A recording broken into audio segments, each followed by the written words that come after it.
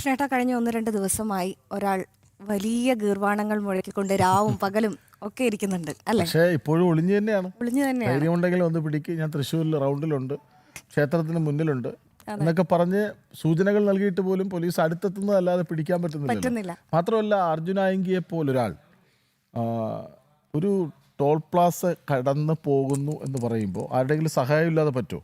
അപ്പോൾ ഇപ്പോഴും അർജുനായങ്കിക്ക് പോലീസിൽ നിന്ന് തന്നെ സഹായമുണ്ട്, പൊളിറ്റിക്കൽ സഹായവുമുണ്ട്. അക്കാര്യത്തിലൊന്നും ഒരു സംശയമില്ല. എന്തായാലും CPM ക്രിമിനൽ അർജുൻ നായങ്കിക്കായുള്ള തെരച്ചിൽ ഊർജിതമാക്കിയിരിക്കുകയാണ് പോലീസ്. ഇന്നലെ ഉച്ചയ്ക്ക് ശേഷം അർജുൻ തൃശ്ശൂരിൽ എത്തിയിരുന്നു. ഇയാളുടെ അനിയനെയും സുഹൃത്തിനെയും അടക്കം പോലീസ് ഇന്നലെ കസ്റ്റഡിയിൽ എടുത്തിട്ടുമുണ്ട്.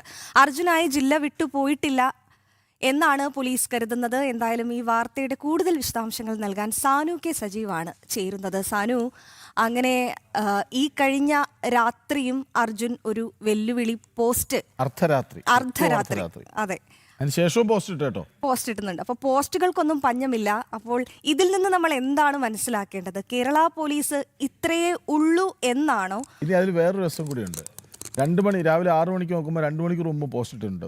ഒന്നുകിൽ അർജുനായങ്കിയുടെ ഉറക്കം നഷ്ടപ്പെട്ടു, അല്ലെങ്കിൽ അർജുനായങ്കി ഉണർന്നിരുന്നും വെല്ലുവിളിക്കുകയാണ്. അതുമല്ലെങ്കിൽ അർജുന് ചിലപ്പോൾ ഒരു പക്ഷെ സുഖമായി കിടന്നുറങ്ങുന്നുണ്ടാവാം, മറ്റാരെങ്കിലും ആകാം ഇത്തരത്തിൽ സഹായം നൽകുന്നത്. എന്തായാലും പോലീസ് എന്താണ് പറയുന്നത്? അതാണ് പോലീസിന് ഇതിൽ എന്ത് വിശദീകരണമാണ് ഇതുവരെയും പിടികൂടാൻ കഴിയാത്തതിൽ നൽകാനുള്ളത്? സാനു പറയൂ.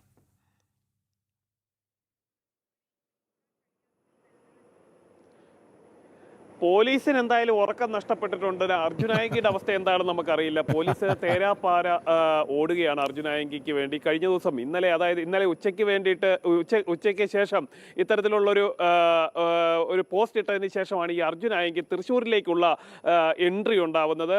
പന്നിയങ്കര ടോൾ പ്ലാസയിലൂടെ കടന്നു വരുന്നതിൻ്റെ ദൃശ്യങ്ങളൊക്കെ നമ്മളടക്കം വാർത്ത കൊടുത്തതാണ്. അതിനുശേഷം തൃശ്ശൂരിൽ വടക്കനാഥ ക്ഷേത്രത്തിൻ്റെ നായ്ക്കനാലിന് സമീപമാണ് ഈ അർജുനായങ്കിയുടെ ഫോൺ ആദ്യമായിട്ട് ഓണാവുന്നത്. തൃശ്ശൂരിലെത്തിയ ശേഷം ഈ സിഗ്നൽ കിട്ടിയ ഉടനെ പോലീസിന്റെ പ്രത്യേക സംഘം, ഷാഡോ പോലീസ്, അതേപോലെ തന്നെ മറ്റ് മഫ്തിയിലുള്ള പോലീസുകാർ, ജില്ലാ പോലീസ് മേധാവി, അതിനുശേഷം അതിന് കീഴിലോട്ടുള്ള എല്ലാം ACP-മാർ, CI-മാർ അടക്കം തൃശ്ശൂർ ജില്ലയിലെമ്പാടും തൃശ്ശൂർ റൗണ്ടിലടക്കം അരിച്ചു പെറുക്കുന്ന ഒരു സാഹചര്യമുണ്ടായി. ഇത്തരത്തിലുള്ള പരിശോധന നടക്കുമ്പോഴും അർജുനായങ്കി തൃശ്ശൂർ നഗരത്തിൽ ഉണ്ടായിരുന്നു എന്നുള്ളതാണ് ഏറ്റവും ഞെട്ടിക്കുന്ന യാഥാർത്ഥ്യം. അതിനുശേഷം അവർക്ക് പിടികൂടാനായത് അർജുനായങ്കി സഞ്ചരിച്ച ഒരു വാഹനവും അർജുനായങ്കിയുടെ സഹോദരനും ഒപ്പം തന്നെ സുഹൃത്തിനെ മാത്രമാണ് ഇന്നലെ പിടികൂടാനായിട്ടുള്ളത്. ഒപ്പം തന്നെ കൃഷ്ണ, നമ്മൾ നോക്കേണ്ട മറ്റൊരു കാര്യമുണ്ട്. പന്നിയങ്കര ടോൾ പ്ലാസയിൽ നിന്ന് കടക്കുന്നത് കറുത്ത നിറത്തിലുള്ള ടാറ്റ പഞ്ച് കാറിലാണ്. അതിനുശേഷം ആ ടോൾ പ്ലാസ കടന്നതിന് ശേഷം അദ്ദേഹം യാത്ര ചെയ്യുന്നത് വെള്ള നിറത്തിലുള്ള ഡസ്റ്റർ കാറിലാണ്. ഇങ്ങനെ തുടർച്ചയായിട്ട് വാഹനങ്ങൾ മാറിക്കേറി പോകുമ്പോൾ ഒരു ഗുണ്ടയ്ക്ക്, ഒരു ക്രിമിനലിന് ഇത്രയധികം ഗ്രൗണ്ട് സപ്പോർട്ട് കൂടി കിട്ടുന്നുണ്ട് എന്ന് വേണം നമ്മൾ മനസ്സിലാക്കാനായിട്ട്. കാരണം ഇത്രയധികം പോലീസ് സംവിധാനങ്ങൾ തെരഞ്ഞുകൊണ്ടിരിക്കുന്ന, ഇത്രയധികം രീതിയിലെ പരിശോധന നടത്തുന്നതിനിടയിൽ ഇത്രയധികം വാഹനങ്ങൾ എങ്ങനെ മാറിക്കയറാൻ സാധിക്കുന്നു എന്നുള്ളത് നമ്മളൊന്ന് ചിന്തിക്കേണ്ടിയിരിക്കുന്നു. നമ്മുടെ പോലീസ് സംവിധാനം അതിനെക്കുറിച്ച് ആലോചിക്കേണ്ടിയിരിക്കുന്നു എന്നുകൂടി പറയേണ്ടിയിരിക്കുന്നു. കാരണം ഈ ഒരു 3 കിലോമീറ്ററിനുള്ളിൽ 15 മിനിറ്റിനുള്ളിൽ ഈ ഒരു അർജുനായങ്കി എന്ന് പറയുന്ന കൊടും ക്രിമിനലിനെ തൃശ്ശൂർ നഗരത്തിനുള്ളിൽ കിട്ടിയിട്ട് പോലും നമ്മുടെ പോലീസ് സംവിധാനത്തിന് രോമത്തിൽ പോലും തൊടാൻ സാധിച്ചില്ല എന്നുള്ളത് അങ്ങേയറ്റത്തെ കഴിവുകേടായിട്ട് തന്നെ കാണേണ്ടിയിരിക്കുന്നു. അതിനുശേഷം പരിശോധന നടത്തിയിട്ട് എന്ത് കാര്യം?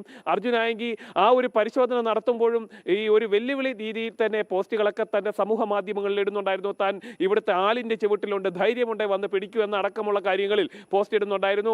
എന്തായാലും ഇത്തരത്തിലുള്ള പോസ്റ്റുകൾ തുടർച്ചയായിട്ട് വരുന്നുണ്ട്. അർജുനായങ്കി എവിടെയോ ഒളിഞ്ഞിരിപ്പുണ്ട്. എന്തായാലും അവസാനമായിട്ട് പോലീസ് പറയുന്ന അർജുനായങ്കി തൃശ്ശൂർ വിട്ട് പോയിട്ടില്ല എന്നുള്ളതാണ്. ജില്ലയുടെ എല്ലാ അതിർത്തികളിലും പോലീസിന്റെ വലിയ പരിശോധന നടത്തുന്നു. ജില്ലാ പോലീസ് മേധാവിക്ക്, സിറ്റി പോലീസ് കമ്മീഷണർക്കൊപ്പം തന്നെ റൂറൽ പോലീസ് മേധാവിയും റൂറൽ പോലീസിന്റെ പ്രത്യേക സംഘവും ഈ ഒരു പരിശോധനയിൽ പങ്കാളികളാവുന്നുണ്ട്. റെയിൽവേ സ്റ്റേഷൻ, ബസ് സ്റ്റേഷനുകൾ, അതേപോലെ തന്നെ ആളുകളൊക്കെ തമ്പടിക്കുന്ന പ്രദേശങ്ങൾ, ലോഡ്ജുകൾ, അങ്ങനെ ഹോട്ടലുകൾ, ഇങ്ങനെ എല്ലാ വിധത്തിലുള്ള പരിശോധനകളും പോലീസ് നടത്തുകയാണ്. ഈ പോലീസ് നടത്തുമ്പോഴും നമ്മൾ അല്പം മുമ്പ് സൂചിപ്പിച്ചതുപോലെ തന്നെ അർജുനായങ്കിക്ക് ഗ്രൗണ്ടിൽ നിന്ന് സപ്പോർട്ട് കിട്ടുന്നുണ്ട്, പോലീസുകാർക്കിടയിൽ നിന്ന് സപ്പോർട്ട് കിട്ടുന്നുണ്ട്. ഒപ്പം മനസ്സിലാക്കേണ്ടത് CPM-ന്റെ കേന്ദ്രങ്ങളിൽ നിന്ന് പോലും അർജുനായങ്കിക്ക് സപ്പോർട്ട് കിട്ടുന്നുണ്ട്. കാരണം അർജുനായങ്കി പ്രവർത്തിച്ചിട്ടുള്ളതെല്ലാം CPM-ന് വേണ്ടിയിട്ടാണ്, വാളെടുത്തതെല്ലാം CPM-ന് വേണ്ടിയിട്ടാണ്, ഇപ്പോഴും പ്രവർത്തിക്കുന്നത് ആ പാർട്ടിക്ക് വേണ്ടിയിട്ടാണ്. അതുകൊണ്ട് തന്നെ ആ പാർട്ടിയുടെ കേഡറുകളിൽ നിന്ന് അർജുനായങ്കിക്ക് സഹായം കിട്ടുന്നുണ്ട് എന്ന കാര്യത്തിൽ യാതൊരു തർക്കവുമില്ല.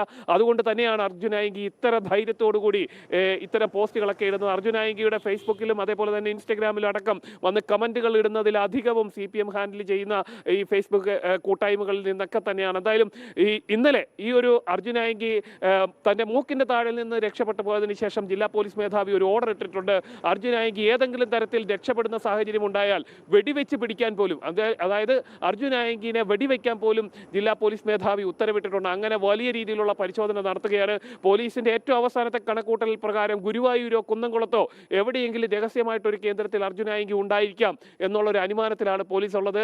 നമുക്ക് അനൗദ്യോഗികമായിട്ട് കിട്ടുന്ന വിവരങ്ങൾ അനുസരിച്ച് നോക്കുകയാണെങ്കിൽ ഈ പ്രദേശത്ത് എവിടെയോ അർജുൻ ആയങ്കി ഒളിച്ചിരിക്കുന്നു എന്ന് തന്നെയാണ് പോലീസ് പറഞ്ഞുകൊണ്ടിരിക്കുന്നത്. എന്തായാലും ഇന്ന് പകലും ഈ ഒരു തെരച്ചിൽ തുടരുകയാണ്. ഇന്നലെ രാത്രി മുഴുവൻ ഈ ജില്ലയിലെമ്പാടുമുള്ള പ്രദേശങ്ങളിൽ പോലീസ് പരിശോധന നടത്തിയിരുന്നു. ഈ സമയത്തിനുള്ളിൽ അർജുൻ ആയങ്കി രക്ഷപ്പെട്ടിട്ടുണ്ടാകില്ല എന്ന് പോലീസ് പറയുമ്പോഴും അവർക്ക് സംശയം മറ്റൊന്നുണ്ട്. അർജുൻ ആയങ്കിയുടെ ഏറ്റവും അവസാനത്തെ ഫോൺ ലൊക്കേഷൻ കിട്ടുന്ന സമയത്ത് പൂങ്കുന്നം റെയിൽവേ സ്റ്റേഷന് സമീപത്ത് ലൊക്കേഷൻ ലഭിച്ചിരുന്നു എന്നാണ് നമുക്ക് മനസ്സിലാക്കാൻ സാധിക്കുന്നത്. തൃശ്ശൂരിൽ എവിടെയോ ഉണ്ട് അർജുൻ ആയങ്കി എന്നാണ് പോലീസിന്റെ നിഗമനം. ഏതായാലും ഇന്നലെ അർദ്ധരാത്രി ഇട്ട പോസ്റ്റിൽ കള്ളക്കേസിൽ ജയിലിലാക്കിയപ്പോൾ ജീവിതം താറുമാറായ ആളാണ് ഞാൻ എന്ന് പറഞ്ഞു തുടങ്ങി. എന്നെ കള്ളക്കേസിൽ ജയിലിലടച്ച കേസ് പുനരന്വേഷണം നടത്തണം. അയാൾ എന്തിനങ്ങനെ ചെയ്തു? ഞങ്ങളെ 6 പേരെ ജയിലിലടച്ച് ദ്രോഹിച്ചു എന്ന് അയാൾ മറുപടി പറഞ്ഞേ മതിയാകൂ എന്നാണ്.